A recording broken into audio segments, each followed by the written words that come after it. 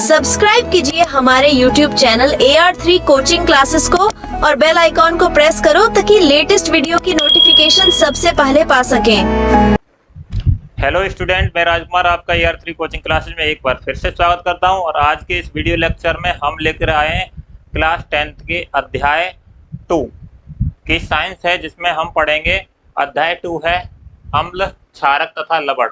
तो अम्ल, क्षारक तथा लवण वाले चैप्टर में हमने अम्ल तथा क्षारक दोनों को क्लियर कर लिया है और pH वैल्यू भी क्लियर कर ली है और pH वैल्यू के हमारे दैनिक जीवन में उपयोग भी क्लियर कर लिए हैं। अगर आपने हमारा YouTube चैनल सब्सक्राइब नहीं किया है तो सब्सक्राइब कर लीजिए और वीडियो को ज़्यादा से ज़्यादा शेयर करते रहिए तथा लाइक भी कीजिए वीडियो अच्छी लगे तो, और अपने सुंदर से नोट्स बनाते रहें साथ ही साथ, जो कि आपको बोर्ड एग्जाम में बहुत ही हेल्प करेंगे। ठीक है, तो हम स्टार्ट करते हैं लवण। आज का जो लेक्चर है वो लवण पर है, साल्ट। ठीक है, यानी लवण किसे कहते हैं। कभी प्रश्न पूछ सकता है कि लवण किसे कहते हैं या उदासीनीकरण अभिक्रिया किसे कहते हैं। तो ये लवण या उदासीनीकरण अभिक्रिया यही है। ठीक है, तो किसी अम्ल तथा क्षारक की उदासीनीकरण अभिक्रिया से प्राप्त आयनिक ठोस को लवण कहते हैं और इस क्रिया में लवण के साथ जल का निर्माण होता है। किसका होता है? लवण के साथ जल का निर्माण होता है। तो देखो क्या कह रहा है, अगर हम अम्ल और क्षारक की क्रिया कराएंगे, ठीक है, अम्ल और क्षारक की क्रिया यानी एसिड और प्लस बेस, तो बनेगा क्या? साल्ट और प्लस H2O। इस अभिक्रिया को उदासीनीकरण अभिक्रिया भी कहते हैं। क्या कहते हैं? इस अभिक्रिया को उदासीनीकरण अभिक्रिया कहते हैं। और इनमें किसका निर्माण होता है? लवण यानी साल्ट का निर्माण होता है। जैसे देखो NaCl है, साल्ट है, K2SO4 है, NH4OCl है, FeCl3 है, CH3COONA। ये सभी क्या है? यहाँ पर क्षारकों लवणों के नाम दिए गए हैं या लवण के रासायनिक सूत्र है। तो इसका है सोडियम क्लोराइड, पढ़ना सीखिए। और इसका क्या है? Potassium sulphate. देखो के को पोटेशियम और इसको सल्फेट पढ़ते हैं। ऐसे ही ये NH4 है, उसे अमोनियम पढ़ेंगे और Cl को क्लोराइड, तो अमोनियम क्लोराइड। और ये है तुम्हारा FeCl3 फेरिक क्लोराइड।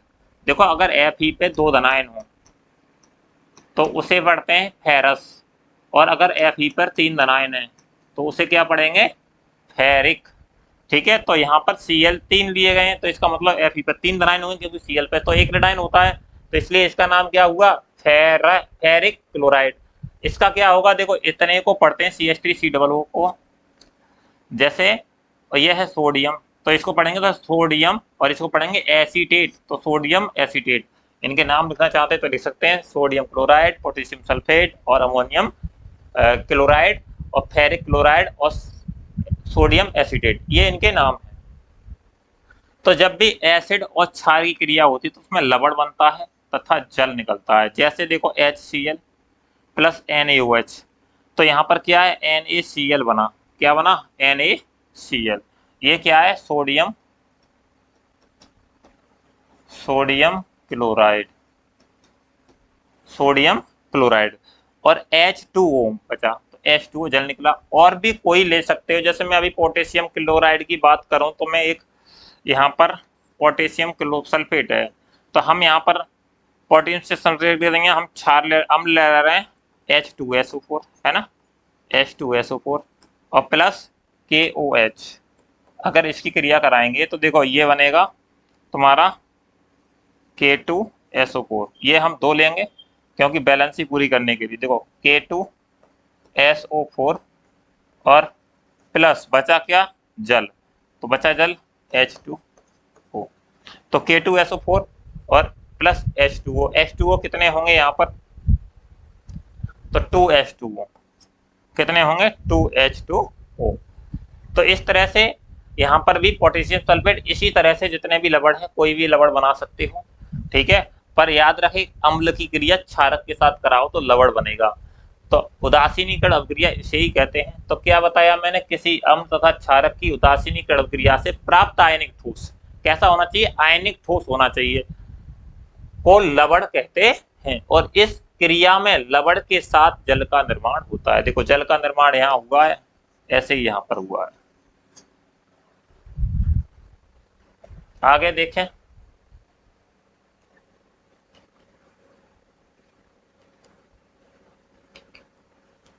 लवणों के पीएच, लवणों के पीएच से बहुविकल्पी प्रश्न आता है, तो इसे इंपोर्टेंट कर लीजिए और ध्यान पूर्वक समझना, ठीक है।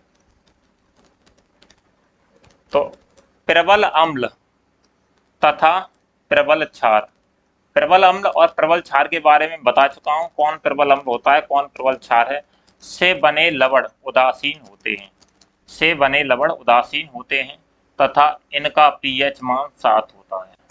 तो क्या बहुत अच्छी बात कही इन्होंने, क्या कही कि अगर प्रबल अम्ल और प्रबल क्षार से अभिक्रिया कराई जाए तो पूरी तरह से ईयानित हो जाएंगे दोनों, और बनेगा जो विलयन उसका पीएच मान क्या होगा, 7 होगा, ठीक है। प्रबल अम्ल प्रबल क्षार से बने लवण उदासीन होते हैं और उदासीन का पीएच मान 7 होता है, ठीक है। नेक्स्ट है प्रबल अम्ल और दुर्बल क्षार ले लिया, प्रबल अम्ल और दुर्बल क्षार ले लिया तो उससे बना लवण अम्लीय होगा, क्योंकि जो अम्लीय है, देखो प्रबल अम्लीय है तो अम्लीय पूरी तरह से आयनित होगा, लेकिन दुर्बल क्षार है तो ये कम आयनित होगा। तो बनेगा जो विलयन होगा उसमें कॉन्सेंट्रेशन ऑफ हाइड्रोजन आयन की सांद्रता अधिक होगी, यानी सीधी बात है कि उसमें प्रबल अम्ल में हाइड्रोजन आयन या हाइड्रोनियम आयन की सांद्रता अधिक होगी, तो वो कैसा दिखाएगा, अम्लीय माध्यम दिखाएगा। तो बना लवण कैसा होगा, अम्लीय। अगर प्रबल अम्ल है और दुर्बल क्षार है तो अम्लीय। अगर सुनो तो इसका पीएच 7 से कम होगा, क्योंकि अम्लीय होगा तो उसका 7 से कम होगा। दूसरी बात, अगर प्रबल क्षार होगा और दुर्बल अम्ल होगा, तो दुर्बल अम्ल है तो कॉन्सेंट्रेशन ऑफ हाइड्रोजन आयन की सांद्रता कम होगी, क्योंकि यह पूरी तरह से आयनित नहीं होगा। जबकि प्रबल क्षार होगा तो उसमें हाइड्रोक्सिल आयन की सांद्रता अधिक होगी, और हाइड्रोक्सिल आयन की सांद्रता अधिक होगी तो जो लवण बनेगा वो कैसा होगा, क्षारीय।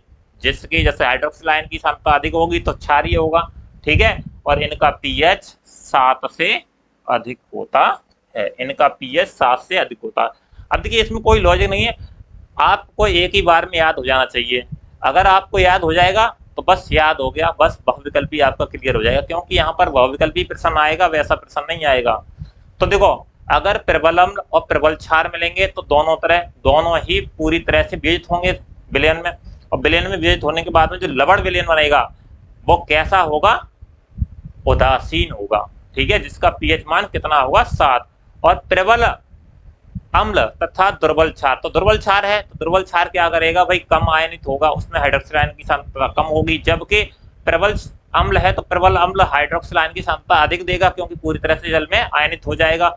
तो विलयन में हाइड्रोजन आयन की सांद्रता अधिक होगी, तो हाइड्रोजन आयन की सांद्रता अधिक होने के कारण पीएच उसका कैसा होगा, 7 से कम, और विलयन कैसा होगा, अम्लीय, या लवण कैसा होगा, अम्लीय, ठीक है। ऐसे ही प्रबल क्षार की बात करें, किसकी बात करें, प्रबल क्षार, तो प्रबल क्षार है तो हाइड्रोक्सिल आयन की सांद्रता ज्यादा होगी, और दुर्बल अम्ल लिया है तो हाइड्रोजन आयन की सांद्रता कम, तो लवण कैसा होगा, क्षारी, और क्षारी होगा तो पीएच कैसा होगा, 7 से अधिक।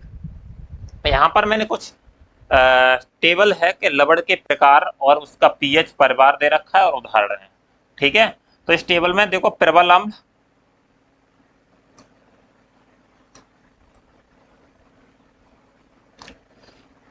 प्रबल अम्ल तथा प्रबल क्षार का लवण है जिसका पीएच 7 है। जैसे यहाँ प्रबल अम्ल NaCl और K2SO4 है। अब देखो मैं यहाँ पर प्रबल अम्ल ले रहा हूँ, तो यहाँ प्रबल अम्ल को यहाँ से ही समझ लेना कि यहाँ प्रबल अम्ल लिया होगा हमने तो HCl प्रबल अम्ल है, और प्लस क्या लिया हो, प्रबल क्षार, तो प्रबल क्षार लोगे तो KOH ले सकती हो, है ना, या KOH की जगह पर आप NaOH ले लो, क्या ले लो, NaOH। तो देखो इससे जो बनेगा वो क्या बनेगा, NaCl बनेगा। तो क्या बन रहा है, NaCl, और जल निकलेगा। तो जो NaCl है इसी तरह से KCl लिया होगा यहाँ पर, और H2SO4 सांद्र सल्फ्यूरिक अम्ल है, उससे मिलकर के बना है K2SO4। क्या बना है, K2SO4। इसमें क्या लिया, देखो KCl और प्लस H2SO4 गिव्स आउट क्या बना, KCl K2SO4, क्या बना है, ये नहीं, KCl नहीं लिया हो, KOH लिया हो, KOH, ये क्या है, प्रबल क्षार है और ये प्रबल अम्ल है। इन दोनों के मिलने से क्या बना, प्रबल लवण और प्लस H2O। ठीक है, 2H2O निकलेंगे तो यहाँ 2 लेंगे। ये अभिक्रिया अभी मैंने बताई थी पिछले वाले में। ठीक है, तो इस तरह से क्या बना है, प्रबल अम्ल और प्रबल क्षार। प्रबल अम्ल तथा प्रबल क्षार से प्रबल लवण बनते हैं, और प्रबल जो लवण होते हैं वो कैसे होते हैं, सॉरी उदासीन लवण बनते हैं, और ये कैसे होते हैं, इनका पीएच 7 होता है। प्रबल अम्ल और दुर्बल क्षार से बना लवण 7 से पीएच मान कम होगा। कैसा होगा भाई, कैसा होगा, प्रबल अम्ल है तो प्रबल अम्ल है तो अम्लीय होंगे। कैसे होंगे, अम्लीय, जैसे फेरिक ऑक्साइड। अब देखो NH4 क्या है, NH4OH ले लिया होगा और KCl ले लिया होगा, उससे NH4Cl बना है। और ऐसे यहाँ FeCl3 है। ठीक है, तो FeCl3 ये है तुम्हारे। और देखो यहाँ पर दुर्बल अम्ल, अब यहाँ दुर्बल अम्ल कोई ले लिया होगा उन्होंने, जैसे दुर्बल अम्ल है CH3COOH और प्लस प्रबल क्षार NaOH ले लिया, तो क्या बनेगा, देखो ये जल निकलेगा, H2O निकल गया और ये Na यहाँ पर जुड़ जाएगा, तो क्या बनेगा, देखो CH3COONA। ठीक है, CH3COONA और प्लस H2O। तो कैसा बनना है भाई, कैसा बनना है, दुर्बल, दुर्बल क्यों, दुर्बल अम्ल तथा प्रबल क्षार है, तो प्रबल क्षारी माध्यम का होगा, और ये कैसा होगा, पीएच इसका 7 से अधिक है तो क्षारी माध्यम में CH3COONA, ऐसे Na2CO3 बनाया होगा। ऐसे ही यहाँ पर दुर्बल अम्ल की बात कर रहा है, दुर्बल अम्ल है तथा दुर्बल क्षार ले लिया, और दुर्बल अम्ल तथा दुर्बल क्षार का जो लवण है वो भी कैसा होगा, पीएच 7 होगा और उदासीन होते हैं। तो प्रबल और दुर्बल दोनों होंगे तो वो उदासीन होंगे। ठीक है, और जो प्रबल होगा, अम्ल प्रबल होगा तो अम्लीय लवण बनाएगा, और अगर क्षार प्रबल लेंगे तो क्षारीय विलयन बनाएगा, क्षारीय लवण बनाएगा। ठीक है, ये बात समझ में आ गई। नेक्स्ट चलते हैं। हाँ, अब यहाँ पर ये लवण के बारे में हमने क्लियर की थी, और इसमें हम एक साल्ट ले रहे हैं जो कि NCERT में दिया गया है, लवण, नमक। ठीक है, और नमक को कॉमन साधारण नमक, और इसका नाम क्या होता है, सोडियम क्लोराइड, रासायनिक नाम, इसे कॉमन साल्ट भी कहते हैं। तो नमक से ही बनने वाले लवणों के बारे में आगे आगे पढ़ाएंगे। यहाँ पर पहला नमक ले रहे हैं, और नमक के साथ साथ आगे जो नमक से ही पहले एक साधारण नमक है जिससे बनने वाले अन्य उत्पाद बताएंगे या लवण। देखो, तो नमक का साधारण रासायनिक नाम क्या होता है, सोडियम क्लोराइड। क्या होता है, सोडियम, देखो इसे पढ़ेंगे सोडियम और ये क्लोराइड। अर्धसूत्र क्या होता है, NaCl। अगर एग्जाम में आएगा तो आप इसी तरह से लिख के आएंगे। ठीक है, और हाईलाइट करके आएंगे इसे कि रासायनिक नाम सोडियम क्लोराइड, अर्धसूत्र क्या है, NaCl। अब देखिए, सोडियम क्लोराइड को साधारण नमक कहते हैं, सभी जानते हैं। यह है प्रबल अम्ल, किससे मिला है, प्रबल अम्ल तथा प्रबल क्षार का लवण होता है। देखो, प्रबल अम्ल हमने क्या ले लिया, HCl, और प्लस प्रबल लवण क्षार क्या ले लिया, NaOH, और बनेगा क्या, NaCl। क्या बनेगा, NaCl और प्लस H2O, H2O ये निकल गया। तो ये क्या है, देखो साधारण नमक बन गया। तो इसमें ये क्या है भाई, स्ट्रॉन्ग एसिड, और ये स्ट्रॉन्ग बेस। तो यहाँ पर एक बात कही गई कि प्रबल अम्ल तथा प्रबल क्षार का लवण होता है, और इसका पीएच कितना होगा, 7 होगी। 7 है, स्पष्ट उदासीन होगा, पीएच 7 होगी। पीएच 7 होने के कारण है कि उदासीन प्रकृति होता है। 7 होने के कारण क्या है, उदासीन प्रकृति है। सोडियम क्लोराइड व्यापारिक तौर पर समुद्र के जल या खारे पानी को सुखा करके, समुद्र के जल या खारे पानी को सुखा करके बनाया जाता है, और इस प्रकार बने नमक में कई अशुद्धियां होती हैं। देखो भाई, सभी जानते हैं कि समुद्र के खारे से पानी को सुखाकर बनाया गया। ये चित्र में देख लीजिए, यहाँ पर समुद्र के पानी को क्यारियां बना करके एकत्रित कर लिया जाता है, और बाद में जल सूखने के बाद में, ठीक है, लवण के या सोडियम क्लोराइड के क्रिस्टल जमा हो जाते हैं, उन क्रिस्टल को इकट्ठा कर लिया जाता है, जैसे ये इकट्ठा कर रहे हैं। ठीक है, ये सभी लगे पड़े हैं और जगह जगह पर इकट्ठा कर लिए। तो ये साल्ट है, समुद्री एरिया में है। तो खारे पानी को क्या करके क्यारियां बना करके सुखा करके बनाया जाता है, और इस प्रकार बने नमक में कई अशुद्धियां होती हैं। जैसे अशुद्धियां होती हैं कि मैग्नीशियम क्लोराइड के भी आयंस होंगे, भाई खारा नमक है का पानी है तो उसमें तो अशुद्धियाँ और भी हो सकती हैं, ठीक है।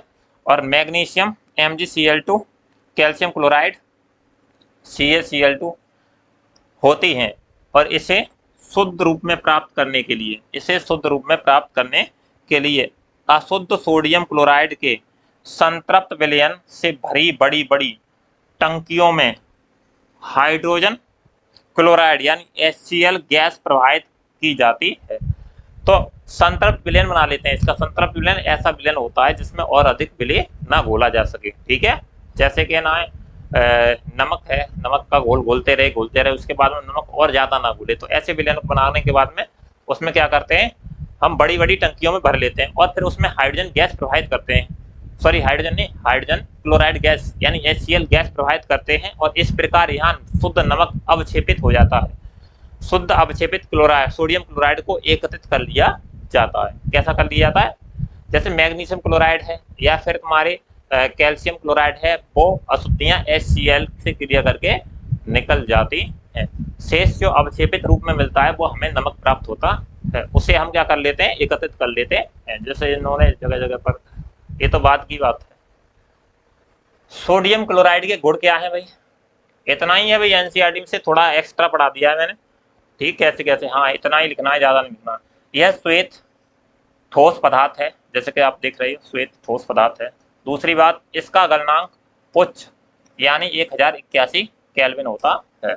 जल में अत्यधिक विलय है, जल में पूरी तरह से विलय हो जाता है, ठीक है। जलीय विलयन में आयनित हो जाता है। जलीय विलयन में अगर नमक को डालेंगे, ये रहा तुम्हारा जल ले लिया, और इस जल में तुमने क्या कर लिया, सोडियम क्लोराइड डाल दिया NaCl, तो ये किसमें टूट जाएगा, Na धनायन और Cl ऋणायन, Na धनायन और Cl ऋणायन, इस तरह से आयनों में टूट जाएगा, तो आयनित हो जाता है। सोडियम क्लोराइड का उपयोग कहाँ करते हैं, तो इसका उपयोग साधारण नमक के रूप में भोजन में किया जाता है। कहाँ किया जाता है, साधारण नमक में भोजन के रूप में किया जाता है, ठीक है। सभी भोजन के रूप में करते हैं। खाद्य परिरक्षण में प्रयोग किया जाता है। खाद्य परिरक्षण समझते हो, जैसे आपकी मम्मी वगैरह या फिर कोई भी माताएं बहनाएं जो भी हैं तुम्हारी, वो क्या करती हैं कि अचार वगैरह होता है, तो अचार को किस में चढ़ाती हैं, पहले नमक में लगा करके उसे डाल देती हैं, एक दिन के बाद में फिर बाद में सुखाती हैं, तो वहां पर क्या है, ये खाद्य परिरक्षण में भी काम आता है, ठीक है। सोडियम हाइड्रोक्साइड और Na2CO3 NaHCO3 व्यंजक चूर्ण आदि बनाने में सोडियम क्लोराइड का उपयोग किया जाता है। ये सब मैं बना करके दिखाऊंगा, और NCERT में कि सोडियम क्लोराइड से बने अन्य साल्ट का भी जिक्र किया गया है, या अन्य लवणों का जिक्र किया है, तो उतने ही दिए गए हैं जो NCERT में जो सोडियम क्लोराइड से बनाए जा सकते हैं। तो नेक्स्ट वीडियो में हम लेकर के आएंगे कास्टिक सोडा, ठीक है। क्या लेके आएंगे, कास्टिक सोडा, और कास्टिक सोडा बनाने की किलोक्षार प्रक्रिया, ठीक है। तो ये आपको नेक्स्ट वीडियो में मिलेगी। और अगर आपने अपने नोट्स बनाए हैं तो क्रमबद्ध नोट्स बनाते रहिए, क्योंकि मैंने उस तरह से व्यवस्थित लिखवाया है जिससे आप अपने नोट्स बना लीजिए, और कम समय में, ठीक है, और साफ साफ कोई गलती ना करते हुए, जिससे आप बोर्ड एग्जाम में बेहतर प्रदर्शन कर सकें। अगर वीडियो हमारी अच्छी लगी या वीडियो लेक्चर अच्छा लगता है तो लाइक कीजिए, शेयर कीजिए तथा चैनल को सब्सक्राइब कीजिए। Thank you for watching full video. मिलते हैं नेक्स्ट